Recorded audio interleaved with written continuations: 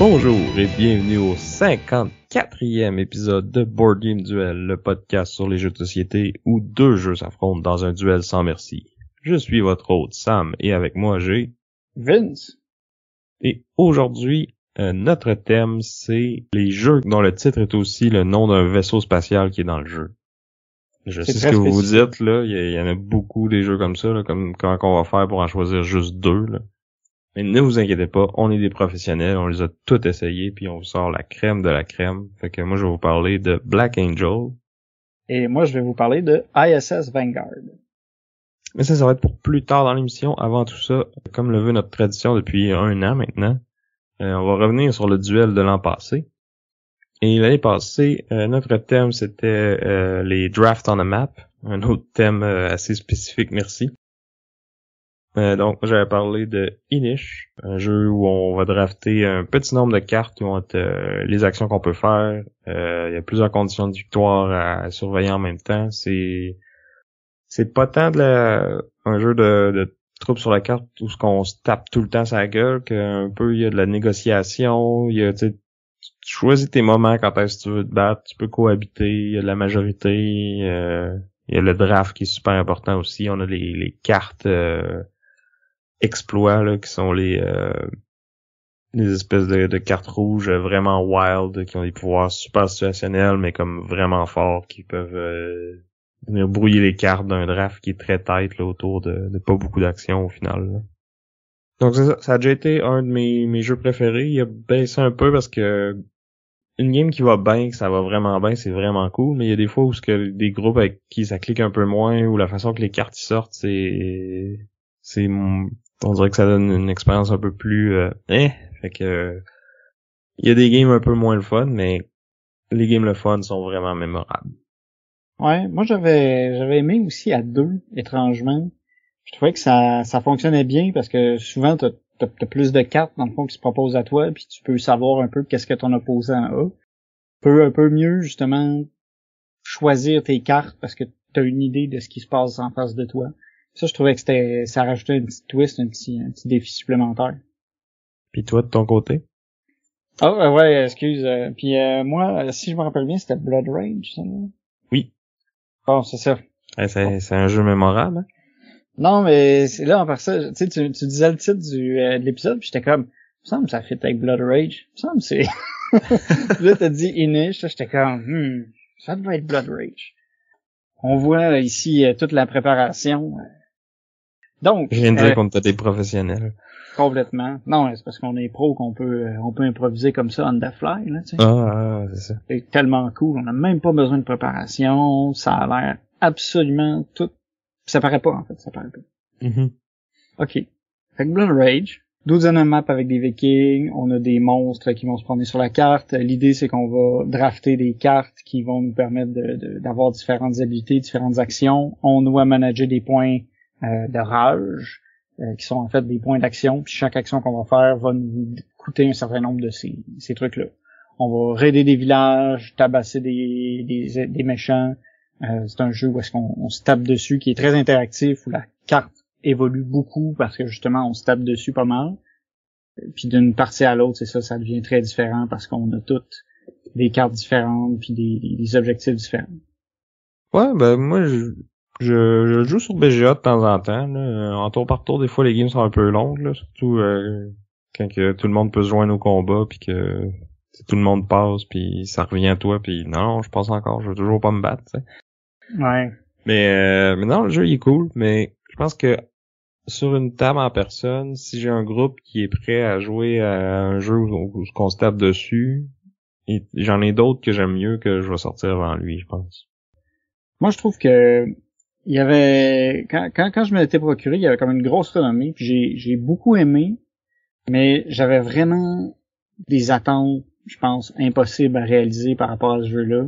Je l'aime encore beaucoup, j'ai hâte de le ressortir, mais c'est vrai que dernièrement, j'ai été beaucoup plus vers des jeux plus nouveaux, plus récents, quand j'ai voulu faire du Dudes on a Map. Fait qu'il y a moins sorti que d'autres dernièrement. Mais je l'aime toujours autant. Donc voilà pour notre duel de l'an passé. Si on y va maintenant avec les jeux auxquels on a joué récemment, il y en a peut-être qui se rappellent que voilà une couple d'épisodes, j'avais parlé de Ancient Realm, qui est un petit jeu solo de Button Shy, puis j'avais dit ouais, pour le prochain épisode, je vais essayer de jouer à River Wild, comme son petit frère qui est sorti en même temps. Ça a pris une couple d'épisodes, là, mais nous y voilà. En fait, j'y avais joué, mais on n'a juste pas pu en parler, ça n'a pas donné. Donc, River Wild. Donc, c'est un jeu du designer Steven Aramini, et publié par Button Shy, comme j'ai dit. Puis c'est le même designer que Ancient Realm. Puis c'est un des designers qui était sur Sprawlopolis aussi. Puis c'est un jeu qui va nous donner un peu le même feeling. Là. Encore une fois, Button Shy, on a 18 cartes, puis c'est quand même fou le nombre de jeux différents qu'ils sont capables de faire avec cette restriction-là, puis qu'il y a pas un qui file pareil. Mais celui-là, il ressemble quand même à Sprawlopolis parce que c'est un genre de puzzle spatial. Dans le fond, à notre tour, on a comme une main de 3 cartes. Faut en placer une.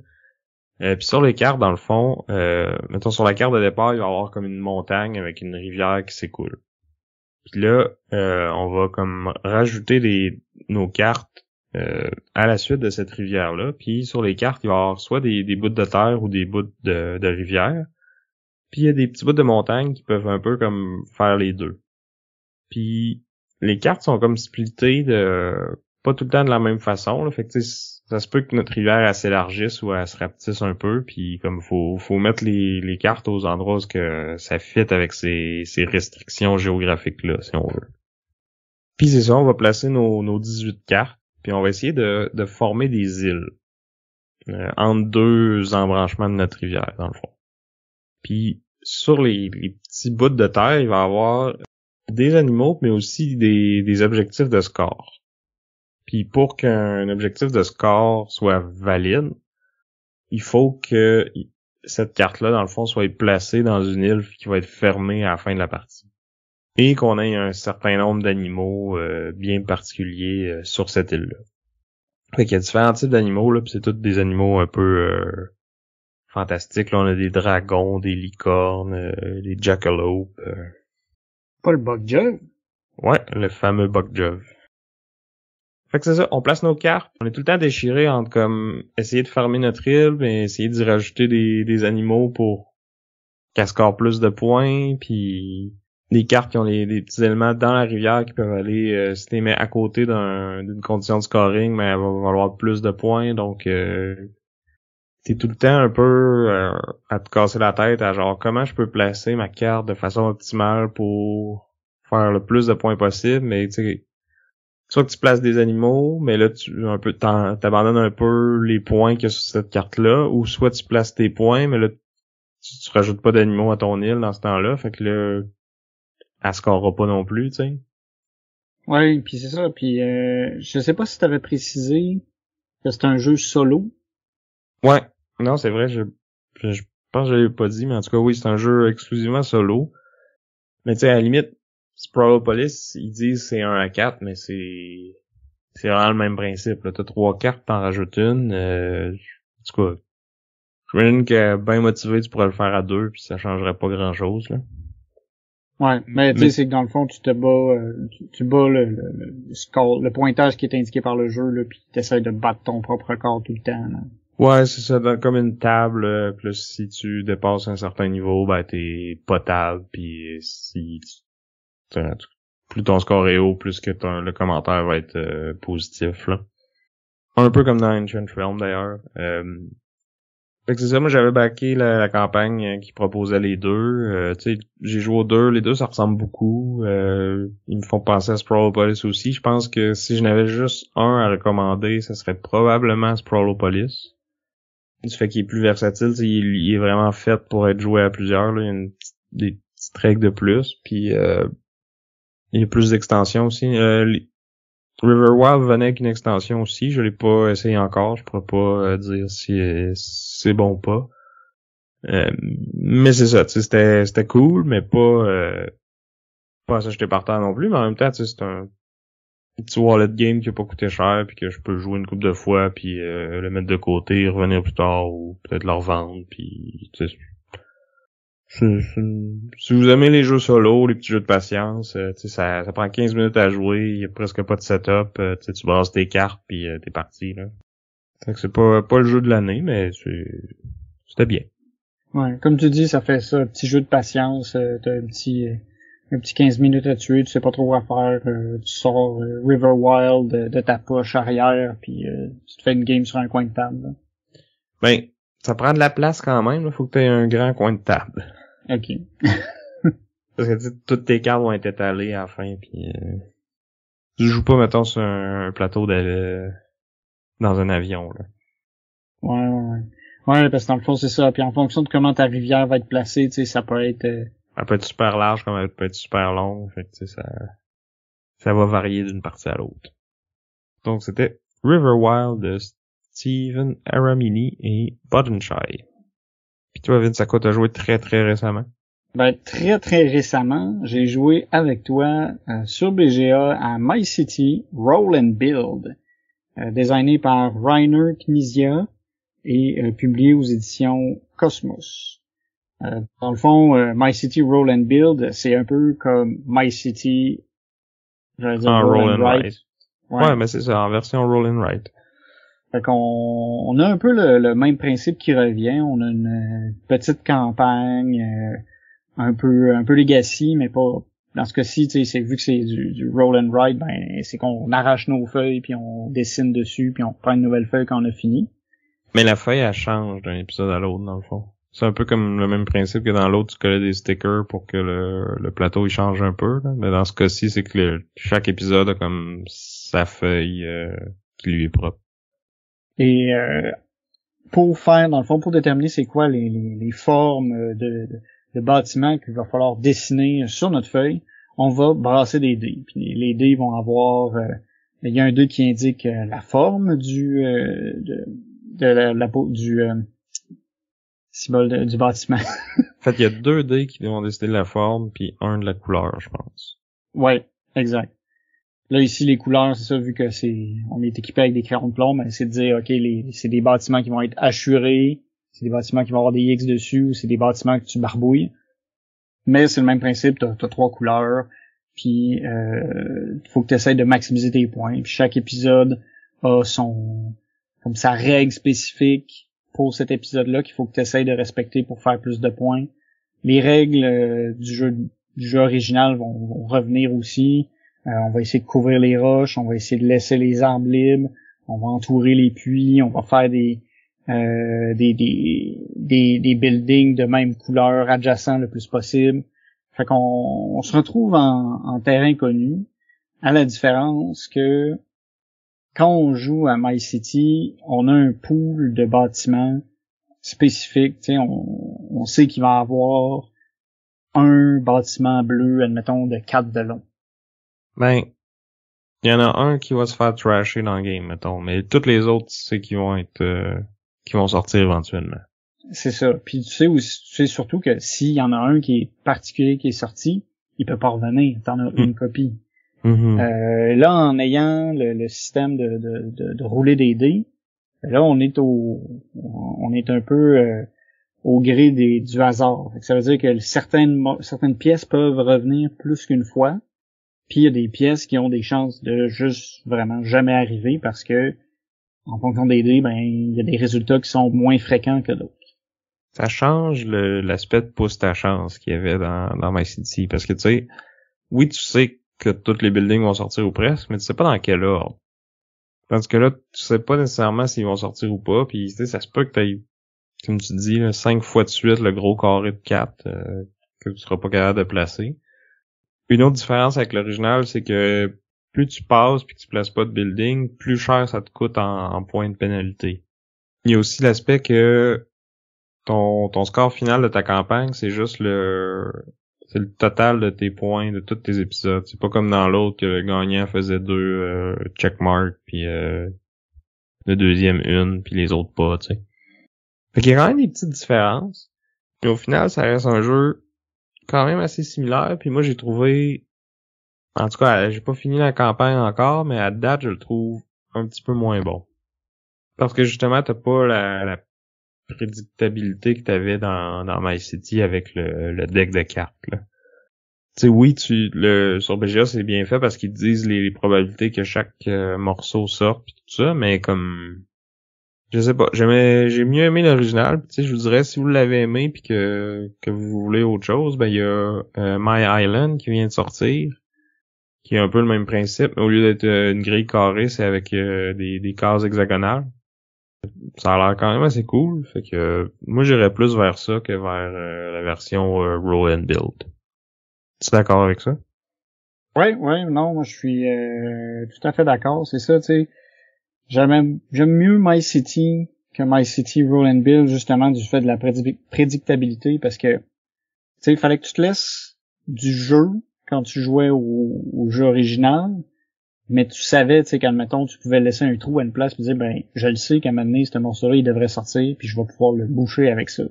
Mm-hmm. Là, tu peux rapidement être pris au dépourvu parce que tu sais pas qu'est-ce qu'il va avoir, tu sais, puis plus ça va, plus t'as moins d'options, puis c'est les dés qui vont décider de si tu meurs ou pas, là.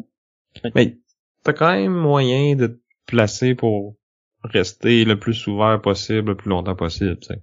Ouais, mais je suis comme... Mais je suis d'accord avec toi qu'il y avait plus de leeway de liberté dans l'original. Ouais. C'est pas mauvais, mais il vient moins me chercher que l'original. Tu sais, l'original, j'avais vraiment bien aimé, là, puis je me rappelle quand on a commencé à jouer, tu sais, on a fait plein de games, puis tu sais, j'étais comme je me faisais planter, mais j'aimais ça, tu sais. Là, j'ai moins eu le... Ouais, tu sais, je pense qu'il a été sorti avant l'original, ça aurait peut-être été mieux, mais tu sais, comme, vu que l'original est là, tu sais, comme, je vois pas pourquoi tu irais vers lui, tu sais. Ouais. Puis en plus, tu sais, le mode éternel de l'original, il est très bon aussi, là. Tu peux juste rejouer à ça, puis c'est un bon jeu de placement de tuiles polyomino, là. Ouais. Fait que c'est ça, si vous voulez en entendre plus parler de l'original, on en a parlé dans un autre duel. Puis un autre jeu qu'on a déjà parlé dans un duel avant, c'était Journeys in Middle-earth. Donc, jeu de Dungeon Crawl dans l'univers du Seigneur des Anneaux. On en a reparlé il y a pas longtemps avec Martin parce que ça a fait 1 an qu'on a fait ce duel-là. Puis j'avais dit que j'aimerais ça refaire une campagne de ce jeu-là. Puis ben dernièrement, c'est ça que je fais. En quelques jours, là, j'ai joué 5 ou 6 parties. Donc j'ai une bonne partie de la campagne de fait. Je suis allé vers la campagne de l'extension de Shadowed Path. Donc qui était une première grosse boîte d'extension qui est venue avec quelques petits packs de mini supplémentaires pour ceux qui voulaient. Donc l'extension a rajouté des nouveaux personnages, une nouvelle campagne, puis en fait il y a aussi une deuxième campagne qui est que tu peux acheter là en DLC. Là. Il y en avait fait une pour la boîte de base aussi. Là. Mais tu sais, ça reste quand même le même jeu. Là. C'est le même système de création de personnages où ce que tu vas combiner tes cartes basiques avec les cartes de ton personnage, plus les cartes de ta classe. Plus tu progresses dans l'histoire, plus tu améliores tes objets. Tu vas pouvoir t'acheter des nouvelles cartes meilleures que tu vas pouvoir rajouter à ton deck. J'aime beaucoup l'aspect que quand tu achètes des affaires, tu peux les revendre. Mettons tes cartes, tu les achètes avec l'expérience, mais si tu veux plus ta carte, ben tu la revends puis ça te redonne toute cette expérience-là. Fait que tu peux acheter les cartes plus cheap puis moins bonnes en sachant que dans 1 ou 2 games, ben, tu vas pouvoir les redonner puis aller chercher la vraie bonne carte que tu veux. Puis à la fin de la campagne, ben là tu vas te monter un gros deck vraiment custom. Tu peux même multiclasser, aller dans différentes classes puis juste aller chercher les cartes que tu veux puis essayer de trouver les meilleures synergies entre les cartes puis les cartes de classe, puis les cartes de ton personnage, puis les objets que t'as accumulés au cours de ta campagne. Dans celle-là, en plus, t'as comme un branching choice, là, Une décision, un embranchement. Ouais, c'est ça. Comme après la première game, il te donne 3 options de choses que tu peux faire. Puis là, dépendamment de laquelle que tu choisis, mais ça va t'ouvrir différents chemins. Puis par contre, à date, tu sais, j'ai fait un de ces choix-là jusqu'au bout. Puis après, ça m'a juste ramené aux deux autres que j'avais. Non, en fait, ça m'a ramené au point de départ des deux autres, là. Ouais, dans le fond, ça te donnait l'opportunité de faire les autres chemins. C'est plus l'ordre dans lequel tu vas faire les événements qui est influencé peut-être que le troisième, je le ferai pas, ou tu sais, je suis pas rendu là, mais le fait que j'aie fait le premier, j'ai eu des petits prompts dans l'application ça m'a donné quelque chose, tu sais. Fait que l'ordre dans lequel tu fais peut quand même changer au moins un peu les affaires. Puis j'allais dire, ce qui est le highlight de l'extension, c'est surtout que ça rajoute Gandalf, qui était pas dans le jeu de base, puis le Balrog aussi. Ouais, ben moi Gandalf, je l'avais joué dans le jeu de base, parce que dans le fond on a acheté l'usager, fait qu'on a eu tout en même temps, là. Ouais. Fait que la campagne du jeu de base, je l'avais joué avec Gandalf et Gimli, là. Je l'avais fait à 2 avec Ariane, là. Celle-là, je l'ai fait tout seul à 3 personnages. C'est un peu plus long, comme les upkeep entre les rondes, là, mais ça roule bien quand même, là. Puis là, j'étais avec un party d'elfes et de rôdeurs. Oh. C'est drôle parce que cette extension-là venait aussi avec plus de nains. Fait que t'as pris comme l'opposé de la proposition de l'extension. Ouais. Eh ben, il y a un de mes... Non, je pense que mes 3 personnages viennent du jeu de base. Mais bon, ça marche très bien pareil, là. Tout est comme cross-compatible, puis ça fonctionne, là. Ouais, tu sais, ben, tu sais, veux pas, ça a été un peu inspiré par Mansion of Madness, qui fonctionnait un peu sur le même principe. Tu sais, tu peux mélanger tous les bonhommes, tous les scénarios. Puis c'est comme tout a été amélioré, puis la Star est un bon jeu. Mauvaise foi. Donc c'est ça, c'était Lord of the Rings Journeys in Middle-earth, puis spécifiquement le Shadow Path Expansion de Nathan Ajek et Grace Holdinghouse, et publié par Fantasy Flight Games. Donc, on en arrive à notre événement principal, notre duel. On rappelle, le thème c'est les jeux dont le nom est un nom de vaisseau spatial aussi. Fait que je vais commencer par vous parler du jeu ISS Vanguard, qui est sorti l'année passée, qui a été designé par je vais massacrer encore les prénoms, je m'excuse. Andrzej Biewiek, Krzysztof Piskorski, Paweł Samborski et Marcin Swierkot. C'est sûr, je prononce ça tout proche. Parce qu'en fait, c'est un jeu qui a été designé qui a été publié par la compagnie Awaken Realm. Fait que c'est en train de dire que tu parles pas polonais? Ouais, je suis pas tout fluent en polonais. Et donc, c'est ça, fait que c'est un gros jeu d'Awaken Realm, c'est une boîte monstrueuse avec plein de minis si jamais vous avez backé le jeu ou vous avez acheté l'extension avec des minis. Sinon, le jeu de base vient principalement avec des standees, là, mais ça empêche que c'est pas les minis ici qui prennent la place, c'est vraiment toutes les composantes. C'est un jeu qui vient avec un cartable, des tonnes de cartes, quelques minis, puis c'est vraiment une expérience que j'ai beaucoup appréciée. Donc, c'est un gros jeu de campagne à la Dungeon Crawl, mais avec aussi une espèce de composante de gestion de vaisseau. La campagne commence, on a découvert encore une fois que dans le code génétique des humains, il y avait une coordonnée vers un astre quelque part dans l'espace, puis qu'on doit aller s'y rendre pour avoir des réponses à nos questions comme pourquoi la vie, puis tout ça. Encore une fois? Ben, il y a beaucoup C'est déjà arrivé, ça? Ben, il y a beaucoup d'affaires de même qui sont parties sur le fait que dans notre ADN, il y a des informations cachées. Tu sais, Assassin's Creed, ça part de ça, à la base. Puis dans Alien, je pense qu'il y a ça aussi. Tu sais, c'est un concept qui est revenu souvent. OK. C'est ça. Mais là, c'est que c'est une coordonnée spatiale de cette fois-ci qui est cachée dans notre ADN. Donc, on trouve aussi enterré à quelque part une espèce de générateur d'énergie sur Terre, puis on décide de construire un vaisseau autour. On sait pas trop comment ça marche, mais on décide de l'utiliser pareil, puis on crée une espèce de vaisseau spatial, le ISS Vanguard, qui peut voyager à des distances phénoménales, puis on envoie une mission d'exploration vers le lieu décrit dans notre ADN. Qu'est-ce qui pourrait mal aller? C'est ça, tu sais, ça augure pas bien.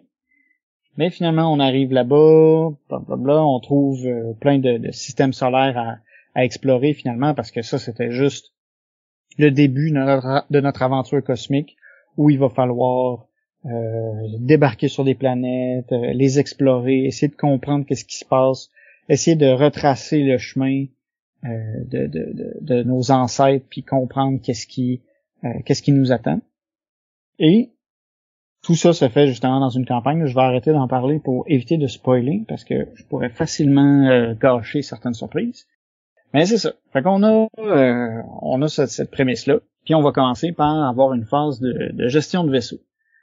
Donc, au début d'une partie, on va ouvrir notre gros cartable dans lequel il y a plein de pochettes dans lesquelles on va pouvoir mettre des cartes. Il y a aussi un livre, dans le fond, qui est un peu notre carte des systèmes solaires qui peut nous permettre, qui nous amène, dans le fond, à se déplacer. Puis, on a le livre en anglais, il s'appelle le logbook, mais c'est comme le journal de bord. Le journal de bord, qui lui contient vraiment tous les aspects scénarisés. Puis on a le livre, dans le fond, qui est un peu la partie plus Dungeon Crawl, qui est un livre dans lequel on va placer des cartes pour avoir différents emplacements. Fait que là, on commence notre phase de gestion de vaisseau, on ouvre notre cartable à la page de base où on a, dans le fond, toutes les caractéristiques de notre vaisseau, c'est quoi les technologies qu'on a débloquées, c'est quoi le moral de notre équipage, c'est quoi notre objectif présent. Puis on a un niveau d'énergie qu'on va pouvoir attribuer pour déplacer le vaisseau à travers les systèmes solaires. On va aussi un pool de points de commandement qui nous permettent d'effectuer des actions dans notre vaisseau. Puis là, c'est la partie vraiment gestion qui se passe. Il faut décider, OK, là, on voyage dans la galaxie, on essaie de se trouver un endroit où on veut atterrir, où on veut explorer. On peut virailler un peu autour dans les différents systèmes. Il y a des actions qu'on peut faire qui vont nous donner des bonus. Mais éventuellement, on choisit une planète, on va atterrir dessus. On fait ça. Puis là, après ça, on tombe dans une autre partie de la séquence où là, on va utiliser nos points de commandement pour aller recruter des membres d'équipage, rechercher des technologies, construire des nouveaux équipements, des nouveaux véhicules. On va aussi essayer de gérer les situations à l'interne du vaisseau parce que plein de monde dans un vaisseau pendant un certain temps, ça finit par créer des tensions, puis il y a différentes situations qu'il faut gérer. Il y en a qui se mettent à se chicaner, ou on organise un tournoi sportif pour essayer d'augmenter le moral des troupes. Puis on gère tout cet aspect-là. Ça, c'est un aspect un peu c'est beaucoup de bookkeeping, j'allais dire, parce que tu sais là, à ce moment-là, c'est vraiment t'es dans ton cartable, tu prends des cartes, tu les flippes, tu les rentres, tu les sors de tes pochettes. Puis c'est vraiment c'est ça. C'est du bookkeeping complètement où tu dois faire juste de la gestion. C'est le bout aussi que je pense, c'est le jeu est proposé de 1 à 4 joueurs, puis je conseillerais pas nécessairement de faire cette partie-là à plus que 2. En fait, puis encore. C'est ça. En fait, encore, je suis pas certain. Tu sais, moi, je joue beaucoup en solo. J'ai montré à certaines personnes, je leur ai fait essayer le jeu, mais je commence toujours par leur montrer la partie plus planète où je vais arriver prochainement. Parce que la partie bookkeeping, tu sais, c'est un vaisseau vraiment qu'on va construire, qu'on va améliorer au mesure que la partie va avancer. Puis c'est pas un moment où il y a beaucoup de place à la discussion, ou même que c'est le fun de discuter de ces aspects-là. Non, c'est beaucoup de... Tu sais, t'as l'impression de travailler, là. Comme tu dis, là, c'est ça, tu gères. Puis, en tout cas, moi, c'est un aspect que j'aime mieux en jeu vidéo qu'en jeu de société, mettons. Puis même en jeu vidéo, c'est pas ce genre de jeu-là que je trippe le plus d'habitude. Ouais, c'est pas la tasse de thé de tout le monde. Moi j'ai accroché. Moi j'ai beaucoup aimé cet aspect-là. Puis en fait, quand j'ai acheté le jeu au début, je m'étais dit, je sais pas si je vais aimer ça. C'était comme cette partie-là qui m'a intimidé un peu plus, mais finalement j'y ai pris goût. J'ai vraiment aimé ça, mais quand c'était moi tout seul qui gérais mon vaisseau, puis je prenais toutes les décisions, puis tu sais je progressais comme je voulais. Fait que là ça fonctionnait bien, mais ça je conseille pas d'être beaucoup plus nombreux parce que ça y a pas beaucoup d'interactions pertinentes entre les joueurs à ce moment-là. Là où ça va devenir plus intéressant d'être plus de joueurs, mais même encore, je dirais pas beaucoup plus de joueurs, c'est vraiment la partie exploration des planètes. Donc là, admettons, on a fini de faire notre période de gestion, puis tout ça, on a choisi notre planète, là, on choisit le vaisseau avec lequel on va atterrir, on va l'améliorer en y mettant des équipements différents. Puis là, on va aller atterrir. Fait que là, il faut réussir si on a fait notre travail comme il faut avant, on a des informations sur comment ça va se passer l'atterrissage. Fait qu'on peut essayer de construire notre vaisseau d'alunissage correctement pour pas trop avoir de problèmes pendant qu'on atterrit. Parce que c'est vraiment une phase de jeu où on va rouler des dés, puis en fonction de ce que ça va donner, il va avoir différents résultats. On peut perdre de l'équipement, on peut avoir des dégâts sur nos personnages, puis tout ça, avant même d'être atterri. Fait qu'il faut faut prévoir ça. C'est encore un aspect gestion, tu sais, quel équipement je vais mettre dans mon vaisseau, quelle statistique de vaisseau il faut que je priorise. Fait que là, faut que tu planifies en fonction de la planète où tu vas aller. Une fois cette section-là faite, là, on est sur la planète. Puis là, on tombe en mode plus dungeon crawl classique, mais on n'est pas on n'est pas à tuer des bonhommes non plus. Là. Tu sais, c'est beaucoup. On explore, on a des cartes dans le fond des endroits. On a une mission spécifique qu'il faut effectuer. Puis on a chaque joueur a peut faire 2 actions par tour, qui va être de se déplacer, de piocher des cartes. Il y a un aspect. Je vais revenir tout de suite parce que là, avant de manquer le coup, c'est que il y a encore un autre aspect de préparation à faire avant d'arriver sur la planète. C'est de choisir nos membres d'équipage qui vont y aller. Nos membres d'équipage vont avoir différents niveaux de compétences, ils vont être plus ou moins bons. Puis ça va déterminer le nombre de dés qu'ils vont pouvoir amener.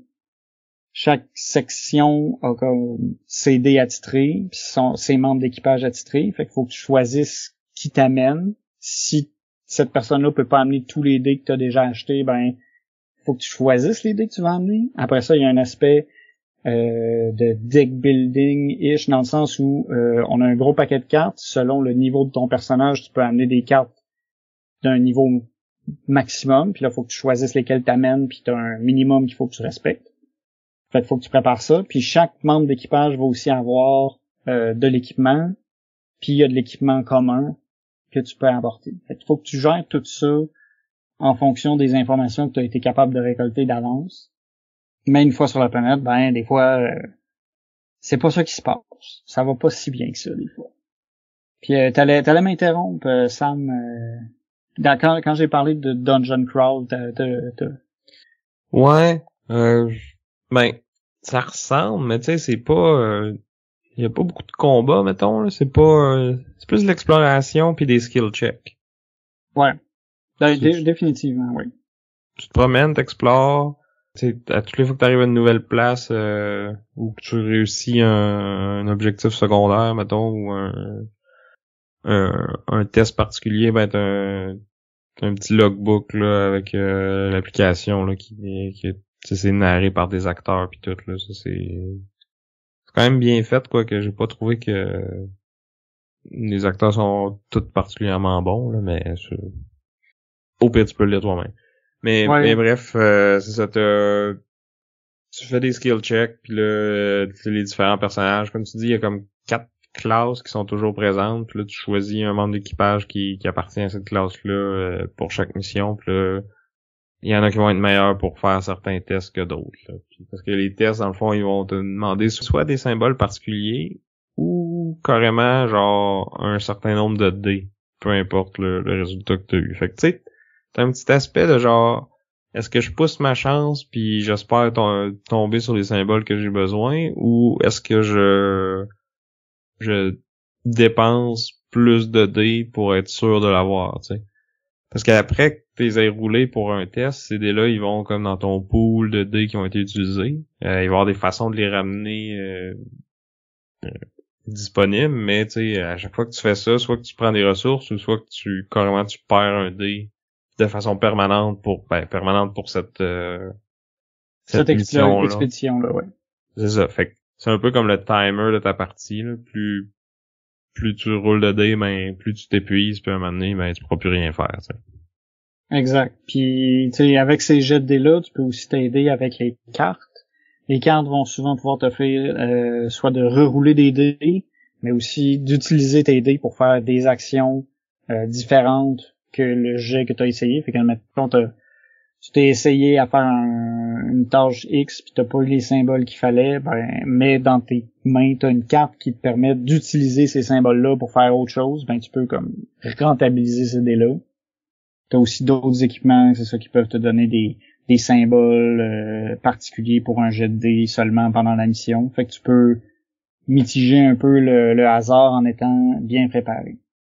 Puis dans le fond, c'est ça, comme ça me disait, tu t'explores la planète, tu réalises des objectifs. Des fois, il faut que tu réfléchisses un peu outside the box parce que des fois, t'as comme ils réussissent à faire des bonnes twists sur les planètes qui te font des fois réfléchir un peu à savoir justement comment je peux m'organiser pour ouvrir telle porte. Puis finalement, ça se fait pas de façon évidente. T'sais. Des fois, t'as des trucs cachés qu'il faut que tu creuses un peu plus. Des fois, t'as des éléments un peu des éléments narratifs qui se passent, puis là, il faut que tu fasses le suivi un peu de cette petite aventure-là qui t'est arrivée pour faire progresser ton objectif. Tu sais, t'as une quête principale, mais t'as aussi plein de petits trucs secondaires que tu peux aller chercher, plein de trucs à débloquer. Plusieurs planètes peuvent être visitées plusieurs fois de suite, puis tu peux comme t'as un aspect comme complétionniste qui peut venir en jeu parce que t'as des éléments qui sont pas essentiels à l'avancée, mais qui peuvent t'avantager plus tard. T'as aussi des affaires qui te donnent carrément rien, non? Des fois, oui. Ça arrive. Tu sais que t'es comme, ok, ou ça je l'avais déjà. Ou, tu sais, je fais le test, là, ça me débloque une autre carte, là, je refais le test, puis ça me débloque une autre carte, là, je refais le test, puis là, finalement, ça me donne un Alien Tech. Ouais, ben, c'est pas rien, mais c'est sûr que le Alien Tech, il peut être pas nécessairement super intéressant à ce moment-là.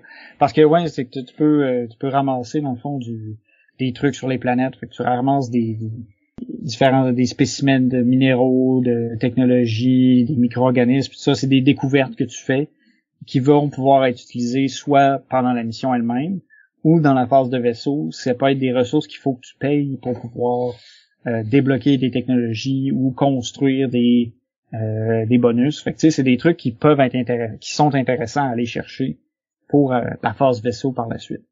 Ouais. Mais en tout cas, nous, la dernière fois qu'on a joué, c'est sûr que toi, t'as joué beaucoup plus que moi, là, pis t'es pas mal avancé dans ta campagne, fait que, de ce que j'ai compris, t'avais plus vraiment besoin de ça parce que t'as déjà tout débloqué ce que t'avais à débloquer parce que tu fais toutes les missions, tu vois, toutes les raccoins, toutes les side quests, fait que t'as comme maxé tes développements un peu, là. Ouais, moi, ouais, je l'ai un peu, j'ai un peu ce, dans ce jeu-là, comme dans les jeux vidéo, j'ai tendance à être le complétionniste, là.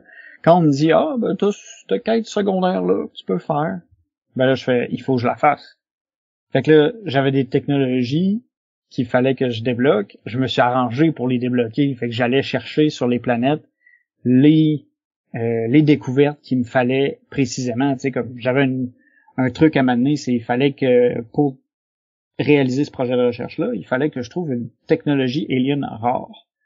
Fait que là, je me suis arrangé pour trouver une place où est-ce que je pouvais accumuler des technologies aliens jusqu'à temps que j'en trouve une rare. Mais tu sais, ça, c'est pas tout le monde que ça va faire tiquer cette façon de jouer là. Moi, je sais que je suis un peu atypique dans ce sens-là. Là. Ouais, je sais pas si c'est atypique, mais en tout cas, là-dessus on est différent, là. Tout est très grinding puis complétionniste. Moi je suis comme on peut faire la quête principale puis si ça nous tente, on retournera faire les quêtes secondaires après là. Ouais. Ça affecte aussi, je pense, la difficulté du jeu. Tu sais, là, moi, vu que j'ai à peu près tout débloqué, souvent les planètes sont plus faciles à faire, puis c'est rare que ça va mal. Mais tu sais, si tu fais pas ça, le jeu peut-être va être un peu plus difficile, puis peut-être qu'il va être plus engageant pour des gens qui recherchent plus de difficultés. Puis il y a un mode difficile aussi pour les hardcore là. Ça j'ai pas essayé ça encore, là. J'ai pas fini ma première campagne parce que je revisite les mêmes planètes un peu souvent pour vraiment tout aller chercher. Là. Puis tu penses-tu que tu vas refaire une autre campagne après ou là vu que t'as vu l'histoire ça se tentera peut-être pas? Je pense qu'au point où je vais tout l'avoir faite, je suis pas sûr que je vais vouloir la refaire au complet encore. Il y a un truc, à un moment donné, t'as vraiment une grosse décision à prendre, puis t'as comme deux chemins possibles. Là, moi, j'ai été vers une direction. Peut-être que je serais tenté de voir l'autre direction, à savoir si c'est plus payant ou si, tu sais, ça change pas énormément en termes de mécanique, mais ça peut changer La narration. la narration, ben surtout les bonus que tu vas avoir. Là. Présentement, je sens pas que ça a affecté beaucoup le fil de l'histoire. Là. C'est plus vraiment c'est certains bonus dans le fond que ça change. OK. Ouais. Fait que je veux pas trop en parler là, c'est un Ouais, on va pas faire de divulgachage. exact. Fait que c'est ça, fait qu'on fait notre mission, y a des gens qui vont accumuler des blessures aussi. Des fois, il va y avoir des méchants aliens, des fois il y en a pas, des fois il y a des gentils aliens. Fait que tu sais, chaque planète est vraiment différente, puis il y a comme sa petite twist. Moi, c'est venu me chercher. Puis c'est ça. Fait que là, on fait notre mission, on fait les explorations. Des fois, il y a des paramètres particuliers qui arrivent. Puis là, on finit soit par un échec ou par un succès. Il y a des gens qui vont mourir, il y a des gens qui vont survivre. Puis là, on retourne en phase vaisseau, on rapatrie toutes les découvertes qu'on a. On a des découvertes qui sont comme uniques, qu'on t'invite à collectionner pour débloquer des améliorations spéciales. Puis t'as les découvertes normales qui, eux autres, vont pouvoir être utilisées pour faire ça, ta recherche puis tout ça. T'as une espèce d'hôpital, dans le fond, une infirmerie dans laquelle tu mets tes personnages blessés. Puis, après avoir tout réglé ça, cette petite gestion-là, ben tu repars. Tu commences avec le début, tu vas choisir ta nouvelle planète, tu vas choisir tes nouveaux membres d'équipage, puis tu progresses. En revenant de la planète, c'est là aussi que tu as la phase plus de progression. C'est là où tes bonhommes peuvent peut-être gagner un niveau si tu as réussi ta mission puis les objectifs secondaires. C'est aussi là que tu vas pouvoir acheter des dés, parce qu'au début, tu as un nombre de dés limité. Puis à mesure que tu avances dans la campagne, ben t'achètes des nouveaux dés à tes sections. Puis ça fait que t'es plus fort parce que tu peux faire plus d'actions, t'as plus de symboles disponibles. Ça fait que c'est plus facile puis tu te sens meilleur. Puis c'est ça, puis on recommence. Il y a Puis on recommence. Puis l'aspect que je peux pas discuter, c'est parce que il y a aussi, c'est ça, il y a une histoire, il y a vraiment l'aspect narratif fait vraiment une grosse partie du jeu.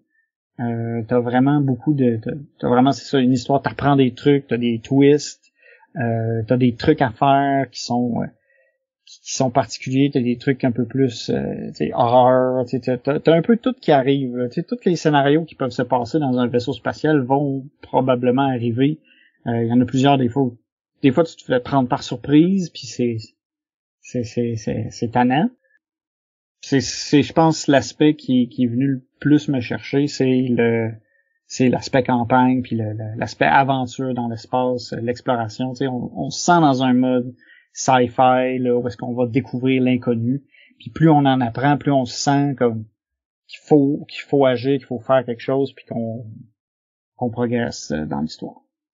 Puis comme t'as dit Sam, point que j'ai pas dit au début, Mais c'est un jeu qu'on peut qu'on peut jouer avec l'aide d'une application qui va justement lire avec des acteurs tous les aspects narratifs. Dans le fond, tous les textes vont être lus par des acteurs. Mais on a aussi l'option de tout lire dans un gros cahier dans lequel il y a tous les dialogues décrits. Puis dans le fond, quand tu joues sur la carte, il va être écrit, bon ben va lire le passage numéro 382, puis fais ce qui est écrit. Fait que t'as moyen aussi de le jouer sans l'application. Mais toi, tu joues tout le temps avec l'application. Ouais, je joue tout le temps avec l'application. Là, tu sais, c'est sûr que ça fait un peu acteur de série B, mais tu sais, il essaye quand même. Puis tu sais, je trouve ça le fun. Là, non, c'est très professionnel, là, mais c'est ça, c'est pas toutes les voix, là, mais il y en a certaines qui me tapaient un peu plus ses nerfs, puis que genre j'y croyais pas, là. Ouais, ouais, en même temps, c'est qu'il y en a quelques-uns que c'est comme des personnages, tu sais, qui reviennent. Là. Fait que tu sais, t'en as un qui est un peu niaiseux. T'en as une qui est trop sérieuse, t'as le capitaine avec sa grosse voix grave, tu sais, t'as vraiment des personnages qui reviennent, tu sais, puis eux autres, justement, des fois, il y en a un qui est un peu moins, tu te dis, pourquoi est-ce qu'on a engagé ce gars-là, tu sais, en tout cas, mais tu sais, ça fait un peu, ça ajoute un peu de légèreté. Non, c'est clair. Puis, en tout cas, tu l'aimes beaucoup. Tu dirais que t'as joué combien de parties / combien d'heures? Ouch. Des parties, j'en ai joué une quinzaine, facile. Puis à chaque fois, ça m'a pris entre 2 puis 4 heures. Ah, quand même. Ouais, ça c'est le syndrome du complétionniste. Là. Des fois... Mais, tu vois, moi, je m'attendais à ce qu'il y ait plus de parties que ça. Ouais, ben en fait, c'est qu'à un moment donné, j'ai figé à un moment où est-ce que j'avais comme un peu trop d'options, puis là, j'étais comme, qu'est-ce que je fais, puis je venais pas à bout de me décider. Fait que j'ai pris une pause, puis j'ai joué à d'autres choses pendant ce temps-là, puis là, récemment, j'ai fait, bon, là, faut que je prenne une décision, là. Faut que je prenne une planète, là. Puis, tu dirais qu'il te reste combien de planètes à faire, mettons, pour finir ta campagne?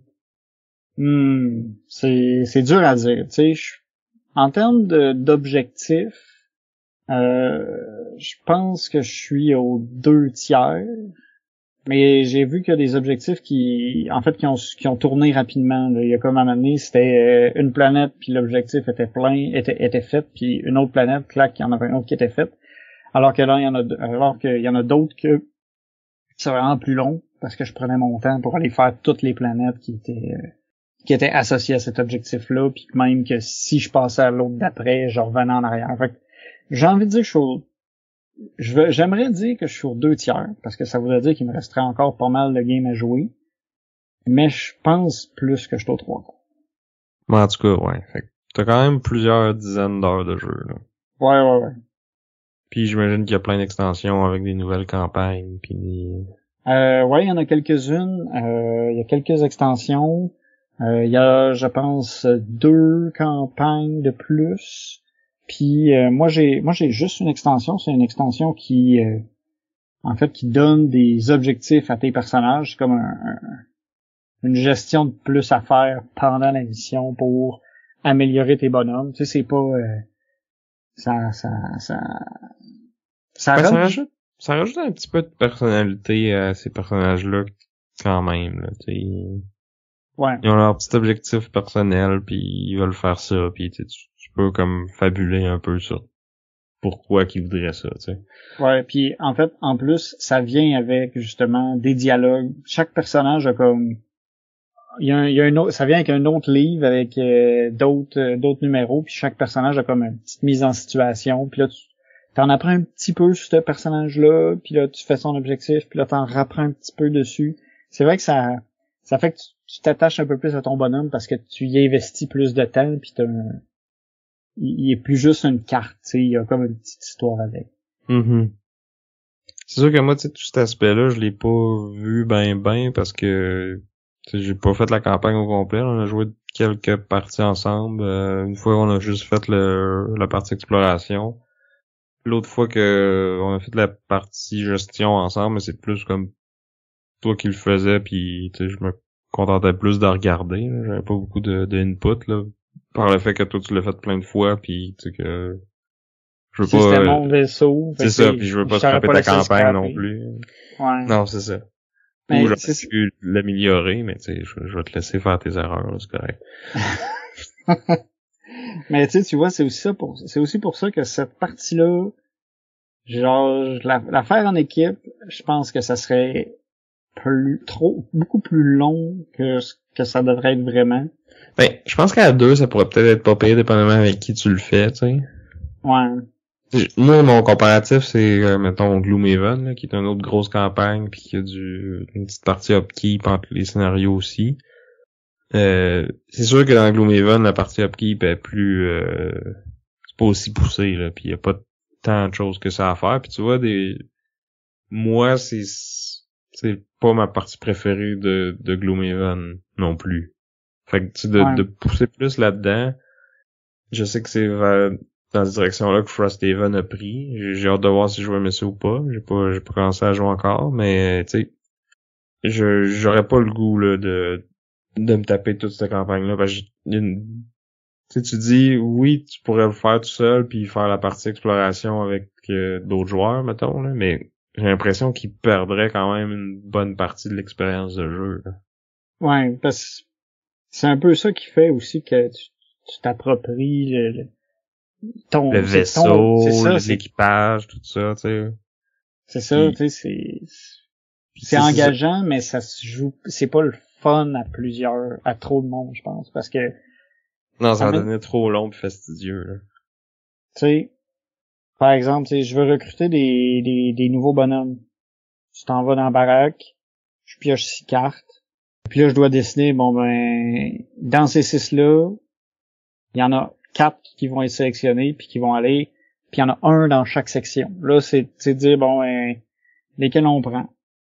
Dans quelle section. Tu sais, tout seul, ça roule bien, mais à la gang, tu sais, je pense que ça peut venir un peu lourd.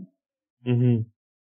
Puis moi, j'ai trouvé que la partie exploration, ça devenait redondant aussi. Là. C'était, tu sais, quand je me déplace, je lance des dés, j'ai réussi le check ou pas. Non, bon, ben, je vais essayer au prochain tour, puis tu sais, roll, rinse and repeat. Là. Ouais, ça dépend aussi. Tu sais, chaque planète est un peu différente. Là, on est tombé sur un puzzle un peu.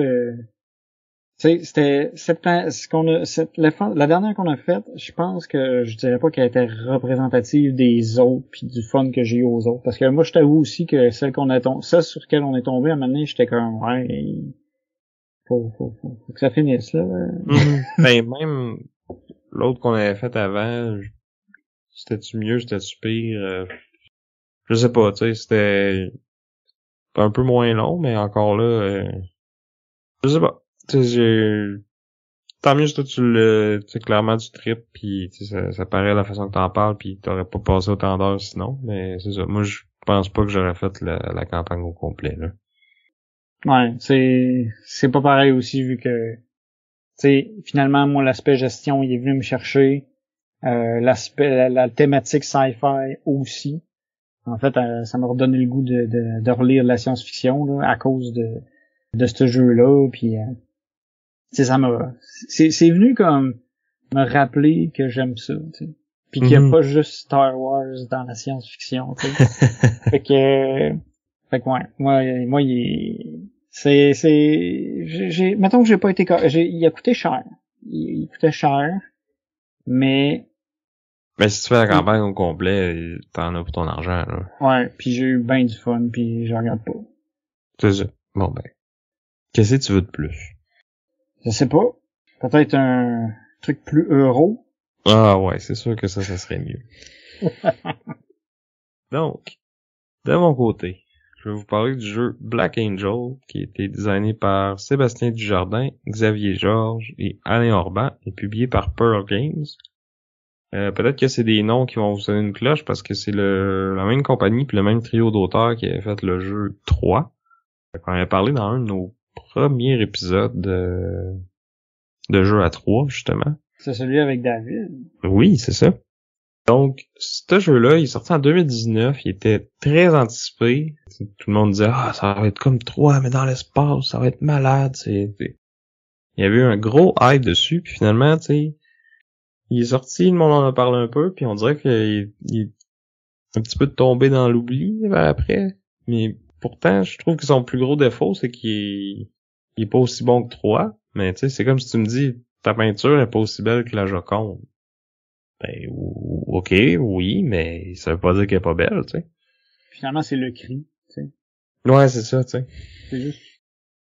Ben, j'aurais peut-être pas à dire ça de Black Angel, là, mais moi, je l'ai quand même bien aimé. Donc, thématiquement, si vous avez déjà écouté dans une galaxie près de chez vous, c'est un peu ça, là. L'humanité, il y a tellement de tata qu'on a besoin d'une nouvelle planète pour déménager parce que ça marche plus sur la Terre.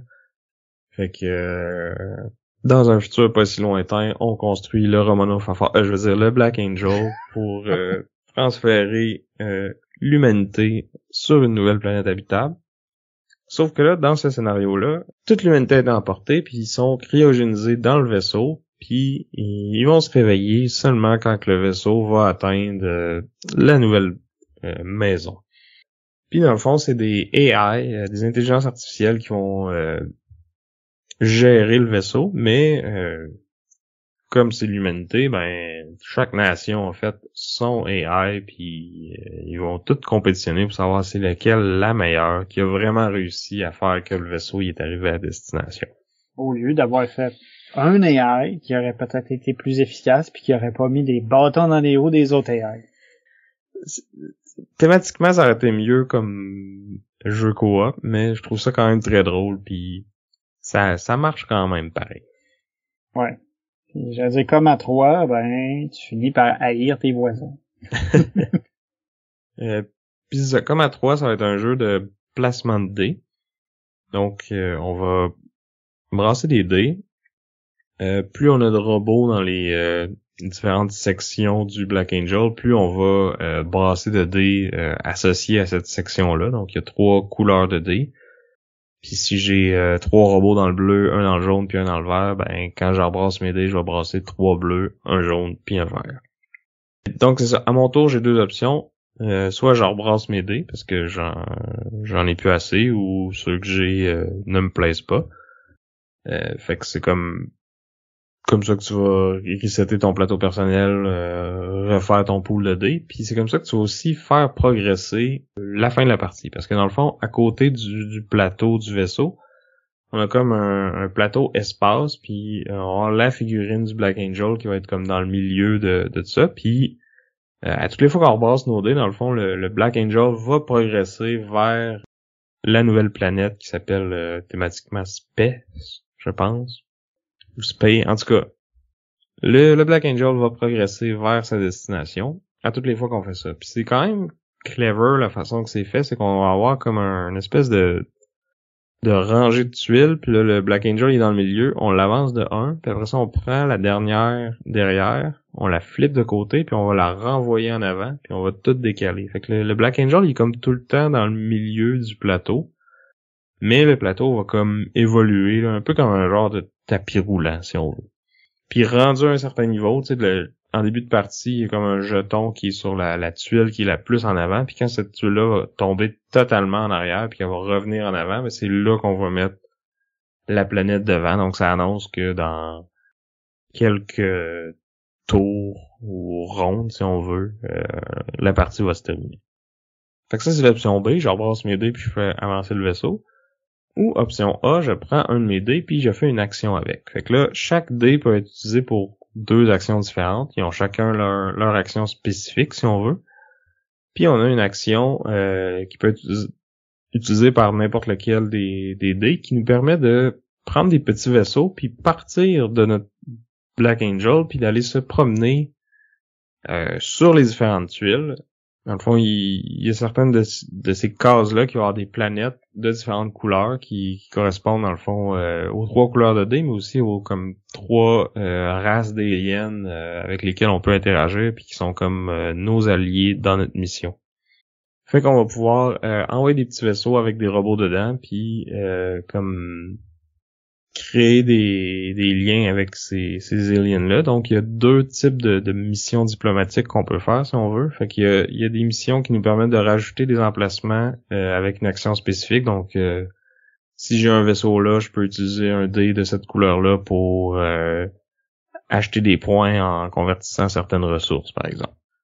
Puis on a d'autres missions qui, elles, vont juste donner des affaires quand que le Black Angel va s'éloigner. Donc, quand que cette tuile-là tombe complètement en arrière, ben s'il y avait des missions dessus, c'est à ce moment-là qu'ils vont payer des points à la personne qui a parti cette mission-là, si on veut. Puis, comme Vince aime si bien le faire, il y a un petit aspect de sensu que tu peux, si t'es un autre joueur, venir comme contribuer à cette mission-là, puis recevoir une petite récompense aussi. Si ton vaisseau est encore là au moment où que la planète disparaît dans le sillon du Black Angel. Puis tu peux aussi faire la même chose avec les cartes qui donnent les emplacements. Ça te permet à toi aussi de profiter de cette nouvelle action-là. Fait que c'est vraiment pas pire parce que tu peux vraiment abuser des efforts des autres pour que ça te profite à toi. Puis au moins, quand tu vas chercher une action de quelqu'un d'autre, cette personne-là peut faire cette action-là aussi. Ouais, fait que c'est... Fait qu'il y a une petite récompense à être là, celui qui ouvre l'emplacement, si on veut. Il y a une récompense à la carte, puis il y a une récompense de plus quand les gens l'utilisent. Puis sinon, c'est ça, les autres actions vont nous permettre d'accumuler des ressources. On peut acheter des tuiles de technologie qu'on va placer sur notre plateau personnel. On a une espèce de tapis roulant c'est comme une grille de 3x3. Fait que là, toutes les fois on peut juste rajouter des tuiles sur deux côtés, là, soit en bas ou à gauche, puis là, ça va tout décaler les tuiles dans la direction dans laquelle on vient d'insérer la nouvelle tuile. Puis c'est avantageux de comme remplir notre tableau puis de faire sortir les tuiles de là, parce ça va pouvoir nous rapporter des points en fin de partie. Puis on a aussi des tuiles de comme technologie avancée qu'ils appellent, qui sont carrément des points à la fin de la partie. Puis elles vont valoir plus de points si on a réussi à les faire sortir de notre tableau.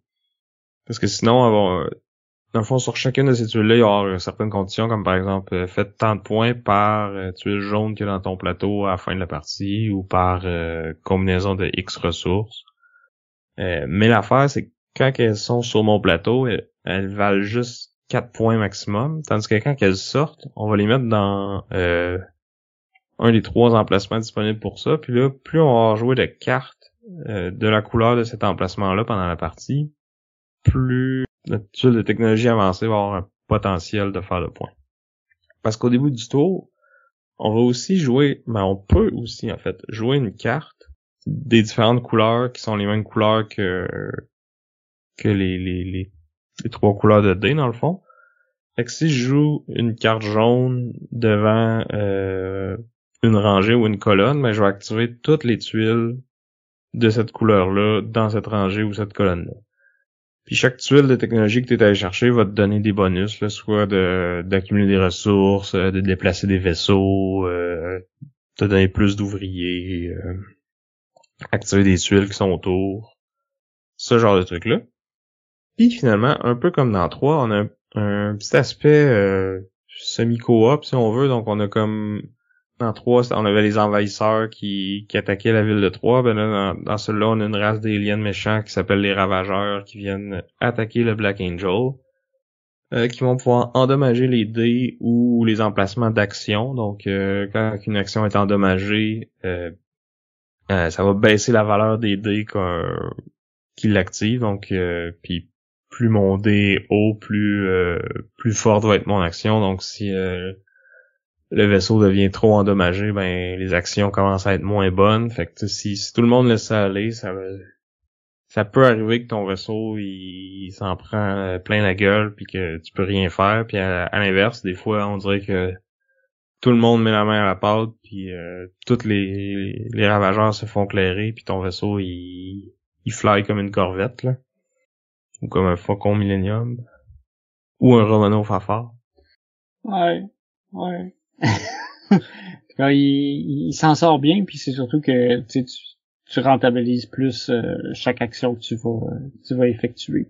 Puis en plus d'aller combattre ces ravageurs-là, ça te donne des cartes rouges que tu peux utiliser pour quand tu boostes ton tableau, ça va activer les tuiles de toutes les couleurs dans une colonne ou une rangée.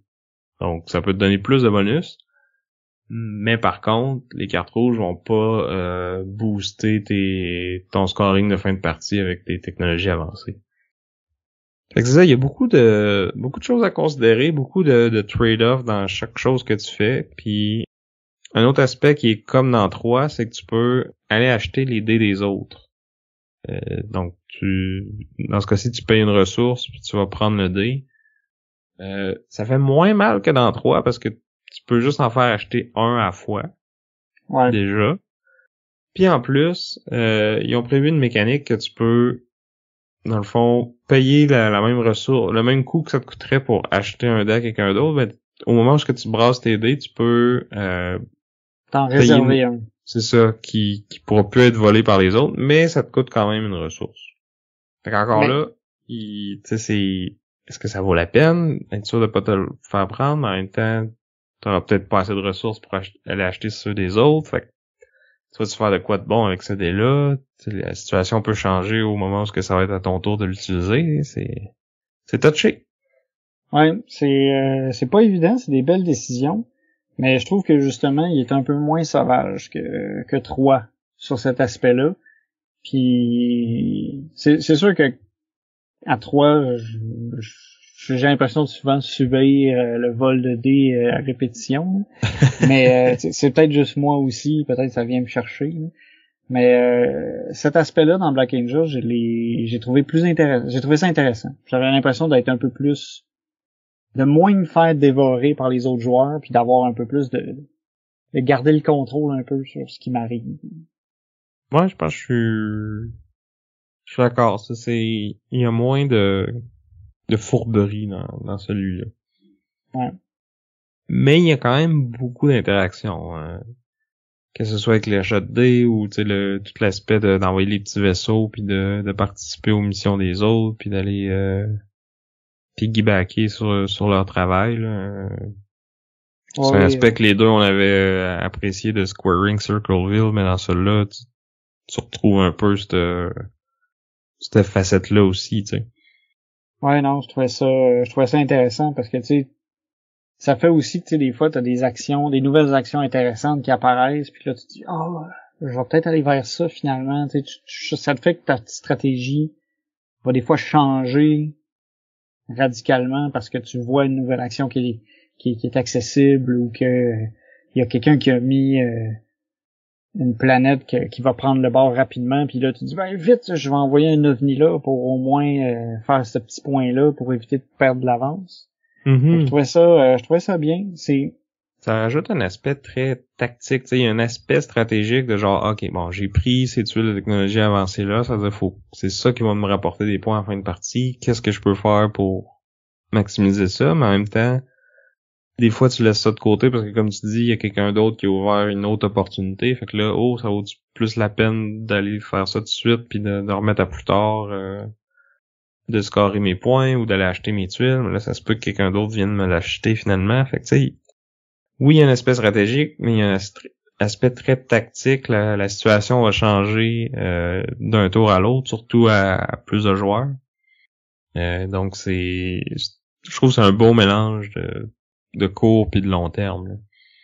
Exact, c'est ça. T'as beaucoup d'options, t'as beaucoup de trucs à gérer. En fait, quand t'as sorti le jeu la première fois puis que t'as commencé à m'expliquer les règles, je regardais ça puis je me disais my God, il y a comme trop d'affaires, je vais être perdu, ça va être désastreux. Puis finalement, ça coule bien parce que comme tu as expliqué, ça se résume pas mal à, tu sais, tes deux choix principaux, c'est de dire j'utilise des dés ou je vais rebrasser mes dés pour pouvoir faire des trucs plus tard. Puis après ça, les trucs déboulent assez bien, je trouve. Mm-hmm. Mais c'est ça, il y a beaucoup de choses interconnectées parce que justement, les cartes que tu utilises pour activer ton tableau, c'est aussi les mêmes cartes que tu peux utiliser pour mettre sur le board puis faire des missions diplomatiques. Dépendamment de quelle tuile qui sort puis de quelle carte qui sort, ça va être plus ou moins facile de s'en procurer de ces cartes-là parce que oui, t'en repigeonnes quand tu utilises un dé, mais si tu ouvres beaucoup de missions, t'en joues 2 par tour, tu sais. C'est ça, fait que t'épuises ta main rapidement, mais t'as besoin de cartes dans ta main pour activer tes rangées. Fait que là, des fois, t'es pogné à dire, bon ben, j'ai besoin d'une carte jaune parce que là, je vais pouvoir activer plein de bonus jaunes d'un coup, mais faut que je me trouve un dé jaune puis que je trouve quelque chose de pertinent à faire avec. Mm-hmm. Et c'est pas... des fois, c'est un peu ça, tu sais, faut que tu prennes des décisions qui sont pas toujours évidentes. Puis des fois, faut que tu te dises, c'est pas pour ce tour-ci que je le fais, c'est pour le tour de tantôt. Parce que là, je vais faire telle autre action, parce que là, je vais avoir eu ma carte jaune pour activer mes technologies. Puis là, ben, Sam, il t'achète ton dé. Puis là, t'es comme... Ah! Au moins, t'as eu un diamant pour. Ouais. Fait que là, tu y achètes son dé. Puis là, tu dis, tiens, qu'est-ce qu'il m'a fait avec un dé vert maintenant? Mais ouais. Fait que, mais ouais, j'ai trouvé ça très, très bien. Puis c'est ça, comme tu dis, beaucoup de stratégie, beaucoup de tactique. Timing, quand est-ce tu fais telle action, c'est super important. Puis tu sais, les joueurs ont quand même un bon contrôle sur la fin de la game parce que justement, plus tu rebrasses souvent, plus le vaisseau y avance. Fait que tu sais, d'aller chercher plus de dés, ça fait que la partie va durer plus longtemps, tu vas avoir plus d'action, mais si l'autre à côté il décide que lui il veut rusher ou s'il se fait acheter toutes ses dés, ben il va rebrasser plus vite, puis là même s'il y a encore beaucoup de dés disponibles, la partie va avancer plus rapidement. Tu peux rebrasser même s'il te reste des dés disponibles, mais là t'as une pénalité que pour chaque dé qui te reste tu perds un point. Fait que tu sais, c'est beaucoup de choses à prendre en considération là. Ouais. Puis en plus, j'ai glissé un mot tantôt que les ravageurs ils viennent endommager le vaisseau, mais quand les cartes sont là aussi, ils vont comme rajouter un coût supplémentaire à faire les actions. Fait que tu sais, des fois, ça peut vouloir dire que tu défausses une carte en plus ou que t'endommages un des dés que tu vas avoir besoin de rebrasser bientôt. Puis encore une fois, si tu roules des dés endommagés, tu perds des points. Là, tu peux essayer de timer ça pour que ce soit les autres qui soient obligés de les brasser puis que c'est eux autres qui vont perdre des points. Puis tu sais, t'as toute cette... Ouais, parce que ça c'est vrai que c'est un aspect qui est cool parce que justement, il y a le niveau d'interaction permet justement de faire des coups de chien à tes opposants. Oui, ils vont peut-être bénéficier des missions que tu vas placer, mais ouais, tu sais, admettons que lui, il va juste y rester des dés jaunes de disponibles, puis t'es capable d'y faire jouer des dés endommagés ou qu'il va vouloir aller faire une action qui va coûter cher. Tu sais, tu peux planifier pour faire des mauvais coups aux autres. Mm-hmm. Puis c'est un aspect je pense qu'il va ressortir plus à 3 ou 4 joueurs. Fait que je pense qu'il va être à son mieux à plus. Mais tu sais, il est quand même très bon en solo et à 2. Tu sais, la partie quand on joue à 2, tu sais, ça va vite. Ça a pas été trop long. Puis tu sais, c'était satisfaisant. Je l'ai essayé en solo cette semaine aussi. Puis mode solo, il est super bien fait. Là, tu vires une carte, ça dit quelle action il veut faire. Tu joues contre Al. Oh, c'est qui s'appelle Al dans l'espace. Ça peut pas mal aller. Fait que tu vires une carte, ça dit quel dé il veut utiliser, quelle action il veut faire, puis il va tout le temps prendre le dé le plus haut disponible. Si c'est à lui, puis si c'est égal, il va prendre le sien, puis sinon ben il va t'acheter le tien. Fait que quand tu roules plein de 3, t'es un peu triste parce que tu sais qu'ils vont pas être à toi. Pas nécessairement, mais ça dépend aussi tes 3 sont de quelle couleur, puis c'est cette couleur-là qui sort, puis comme toi, lui, dès qu'il y a plus de dés, ben il va les rebrasser puis il va faire progresser le vaisseau. Puis dans le fond, à toutes les tours, il va faire un peu de points. Parce que s'il est pas capable de faire une action, mettons, il va absolument faire une action verte puis il n'y a pas de dés verts. Ben là, sur chaque carte, il y a comme 2 couleurs disponibles. Puis si les 2 couleurs sont pas disponibles, ben il fait juste comme tracher un dé puis faire 3 points. Fait qu'il va tout le temps avancer un petit peu, là. Versus le joueur normal qui va faire un bon chunk de points à la fin de la partie avec ses technologies avancées. Ouais, c'est ça, lui, tu comme quand il en achète, il fait 4 points de suite, puis that's it, puis fait que, au moins, par contre, c'est ça, c'est pas pareil que jouer contre un autre adversaire, mais c'est comme tellement smooth puis facile à gérer que ça te sort pas de ta game, là. C'est genre, je joue mon tour, je vire une carte, ok, il veut faire ça, est-ce qu'il peut? Oui, non, ok, il te rachète et là, il fait 3 points. Ça revient à moi, tu sais, ça, j'aime ça, parce que, tu sais, je l'ai déjà dit dans le passé, là, de gérer une espèce d'arbre, genre est-ce que telle condition est remplie, oui, non, puis que ça dure comme 5 minutes, puis après ça j'ai oublié qu'est-ce que moi je voulais faire à mon tour, puis tu sais faut que je me remette dedans, tu sais, je trouve que ça casse le rythme. Ça là non, là, il est super smooth, puis ça va bien, tu sais ma partie ça a duré peut-être 1 heure et demie, puis tu sais j'ai battu Al par 1 point. Au niveau le plus facile, parce que tu peux augmenter la difficulté dans le fond en lui donnant un 5, 10 ou 15 points au début. Là. Fait que je pense que c'est une bonne façon d'apprendre le jeu, une bonne façon de développer nos stratégies. Mais c'est vraiment à 3 ou 4 là, qui va être à son mieux, j'ai l'impression.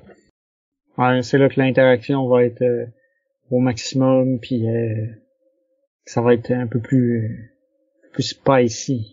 Ouais, c'est ça va jouer du coude plus. Là. Fait que je pense que ça fait le tour pour moi pour Black Angel. Good. On peut maintenant comparer, s'ostiner un peu. Ouais, y a pas beaucoup de comparaisons à faire, c'est des jeux comme tellement différents, là, à part que On brasse des dés, il y a des cartes. C'est un vaisseau dans l'espace.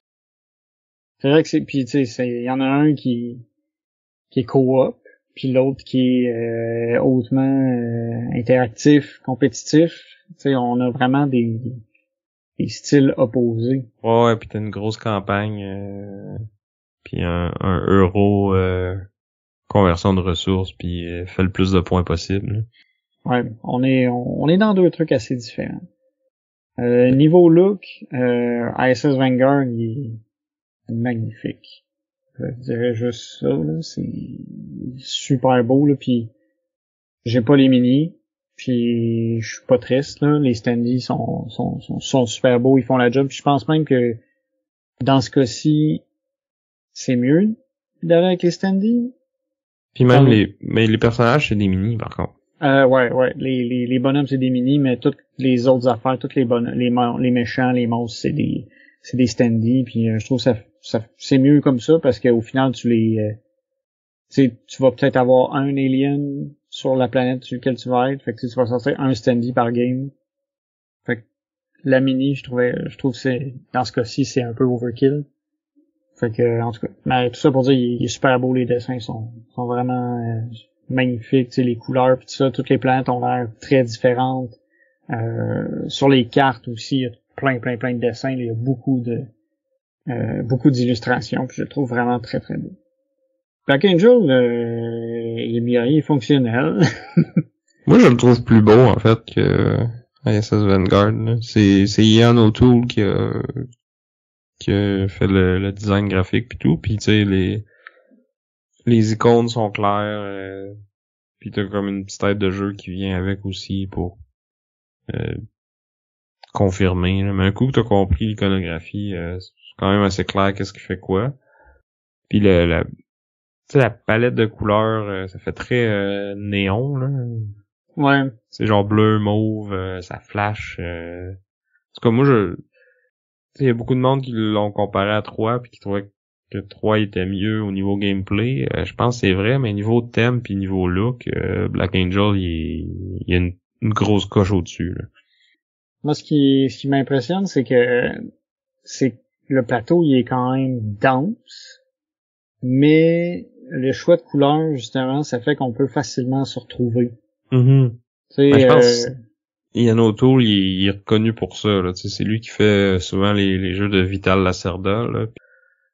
Il y a du stock en tabarouette, mais un coup que tu comprends l'iconographie, on s'y retrouve bien. Là. Ouais, non, ça, pour au niveau fonctionnel, ça ça fait la job. Là. Puis le reste du matériel est nice aussi, là. Au lieu d'être des petits meeples, ben c'est des petits robots en plastique. Tu peux vraiment les mettre dans les petits vaisseaux, là. Il y a un slot qu'ils rentrent dedans juste bien, puis après ça t'envoies ton petit vaisseau se promener, puis Ouais, ça j'avoue, je trouvais ça quand même cute, les robots dans les petits ovnis que tu déplaces, là. Ça, j'ai trouvé ça pas mal mignon, hein. Puis tu sais, les ressources, t'as comme des petits cubes de plastique. Ben ça c'est bien standard, là, mais t'as aussi comme les petits diamants cheap en plastique, mais qui... C'est quand même mieux que des petits jetons de carton, là. Ouais. Ça, puis l'idée du tapis roulant, tu sais, ça aurait pu être comme une bande carrée, ben une bande rectangulaire bien standard, mais là c'est vraiment comme un arc fait avec des hexagones. Puis je trouve ça donne un style, tu sais, c'est comme ça tape à l'œil, tu fais comme c'est quoi ça, tu sais. Puis t'as vraiment l'impression que le vaisseau il avance. Ouais. Je trouve que c'est bien réussi, ça. Mais c'est ça, pour de ça, je pense pas qu'il y a ben gros des points de comparaison, là. On est allé plus avec un duel thématique que mécanique cette semaine. Ouais. Puis on a quand même pas mal, je pense, highlighté ce qu'on a aimé puis ce qu'on a moins aimé de chacun. Ben, je dis ce qu'on a moins aimé. J'ai-tu dit quelque chose que j'ai moins aimé dans Black Angel? Faut que je te plante un peu. Trop tard. Moi, je suis aveuglé par mon amour de ISS Vanguard présentement, là. Je suis comme encore sur mon petit nuage. Mais là, Black Angel, ben c'est, j'allais dire comme toi, tu peux pas jouer à ça nécessairement avec les gens qui aiment pas trop l'interaction, parce que te faire voler des dés, tu sais, tu t'en fais moins voler qu'à 3, tu sais, c'est moins pire qu'à 3. C'est moins pire.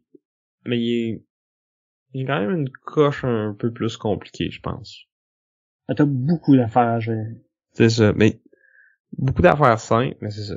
C'est l'accumulation, puis comme tu dis, il est intimidant au début. Mais 3 l'était un peu aussi, là, mais je pense que lui, il est encore plus. Ouais.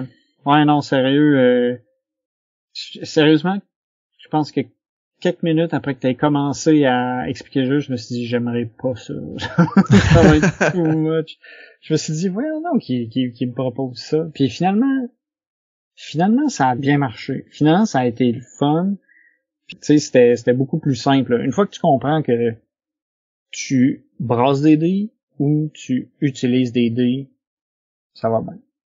Ouais, puis ben, je pense que c'était pas mon meilleur teach non plus, là. Ça faisait longtemps que j'y avais pas joué, puis fait que tu sais, c'était ma façon de te le montrer a peut-être pas été la plus fluide. Je pense que si je le montrais à quelqu'un d'autre, là, ça irait probablement mieux, tu sais. Ouais. Mais en même temps, c'est le genre de jeu qui est pas évident à montrer justement parce que tout est connecté, là.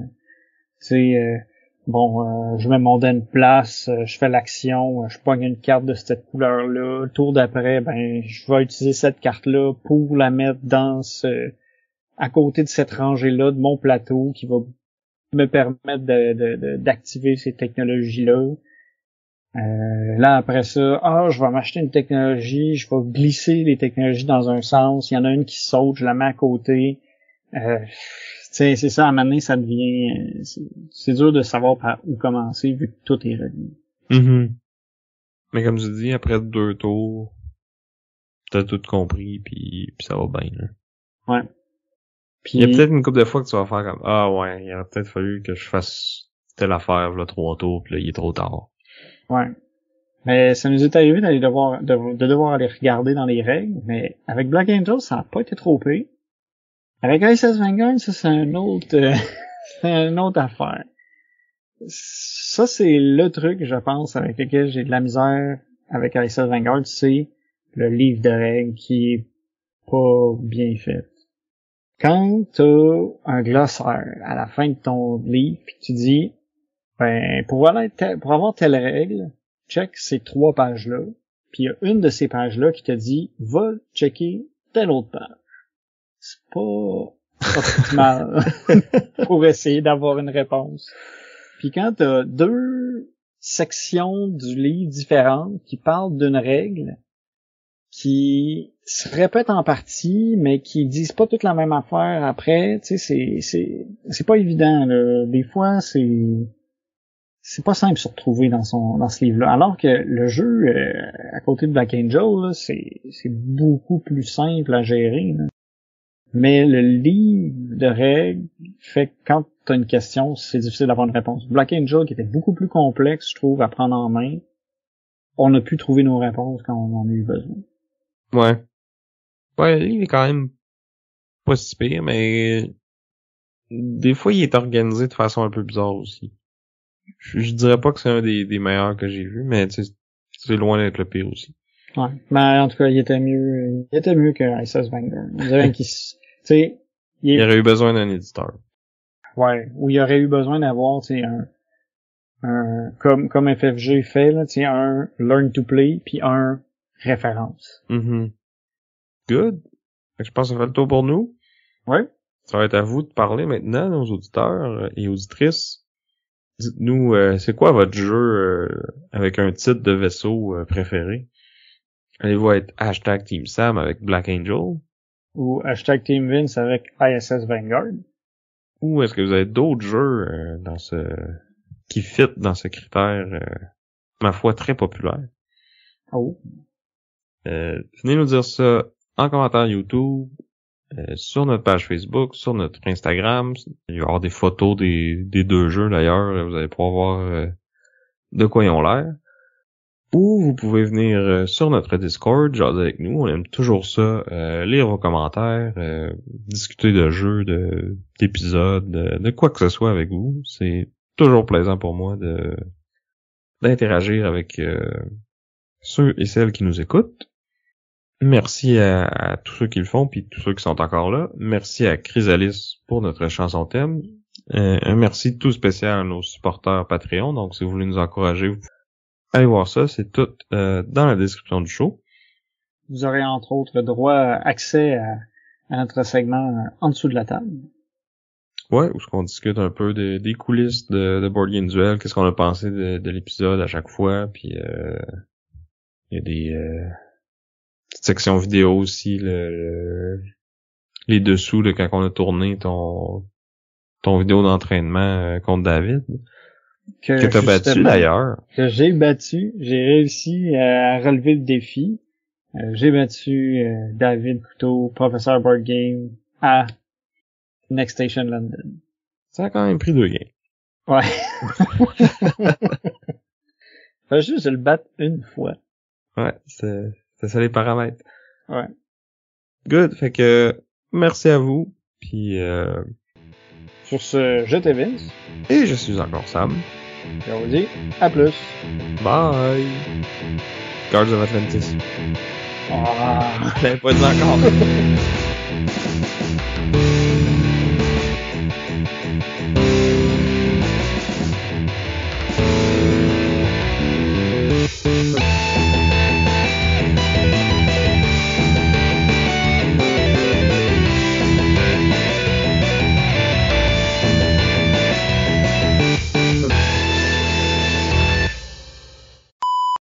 River Wild, c'est un jeu de...